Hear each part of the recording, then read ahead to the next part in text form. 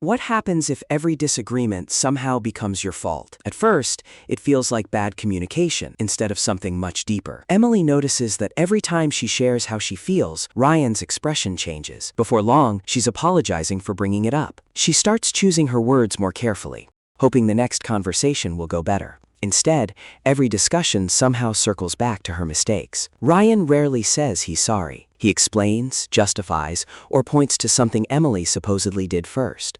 Over time, Emily begins replaying every conversation in her mind. She wonders if she's remembering things correctly anymore. Psychologists often describe this as reality becoming harder to trust. Constant contradiction slowly weakens confidence in your own memory. The confusing part is that kindness still appears, but usually when Ryan wants forgiveness, attention, or the relationship to feel normal again. Those brief moments of warmth can feel incredibly convincing.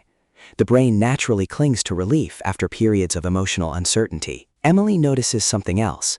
Ryan seems especially warm before asking for a favor or expecting her to let something go. The affection feels genuine in the moment, but once his needs are met, the emotional closeness quickly fades back into distance.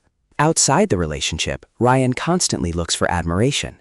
Compliments, attention, and approval seem to lift his mood more than quiet connection ever does. Psychologists explain that some people become heavily dependent on external validation. Their self-worth rises and falls with how others respond to them. Even during Emily's difficult days, the conversation somehow shifts back to Ryan's frustrations, achievements, or problems.